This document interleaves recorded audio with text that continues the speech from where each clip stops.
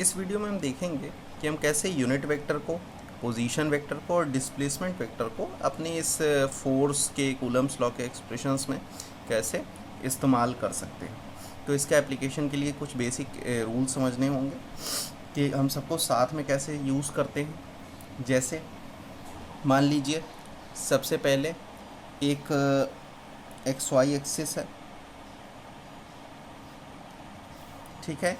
इसमें मैंने एक पी पॉइंट बनाया, इसके कोऑर्डिनेट्स में थोड़ा लिख लेता हूँ।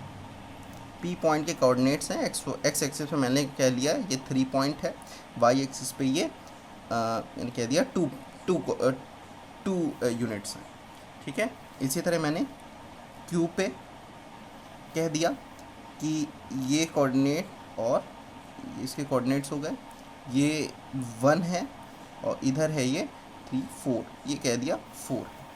तो Q के कोऑर्डिनेट्स क्या हो गए 1, 4। P के कोऑर्डिनेट्स क्या हो गए 3, 2। तो अगर हम इसे वेक्टर फॉर्म में लिखते हैं तो ये कैसा होगा। ओरिजिन O है, सबसे पहले हम इसके वो P और Q के पोजीशन वेक्टर्स बना लें। P का पोजीशन वेक्टर ये, Q का पोजीशन वेक्टर ये। तो O से P तक पोजीशन वेक्टर को हम किस तरह से लिखेंगे उसको देखिए।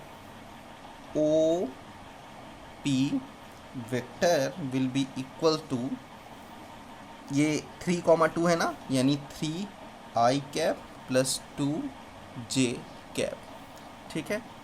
तो अब देखिए इसी तरह O Q वेक्टर, इसके पोजीशन वेक्टर 1, 4, तो 1i cap plus 4j cap, ठीक है। तो ये तो हमने लिख लिया पोजीशन वेक्टर। अब हम चाहते हैं एक डिस्प्लेसमेंट वेक्टर इनके बीच में ड्रॉ करना। तो डिस्प्लेसमेंट वेक्टर कैसा होगा उसको देखते हैं।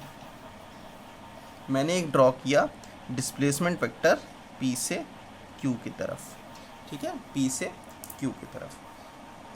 अब इसको समझने के लिए देखिएगा, इस Q से P की तरफ यानी QP एक हमारा क्या है डिस्प्लेसमेंट वेक्टर है।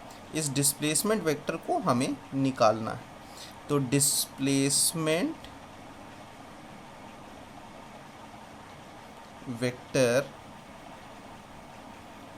QP इसको कैसे लिखेंगे। अब डायरेक्टली मैंने अभी पीछे वीडियो में सिखाया था, जिस तरफ एरो बना हो उस तरफ वाले वेक्टर को पहले लिख लीजिए OP वेक्टर, और जिस तरफ टेल हो डिस्प्लेसमेंट वेक्टर का उसको बाद में, यानी OQ वेक्टर, ठीक है।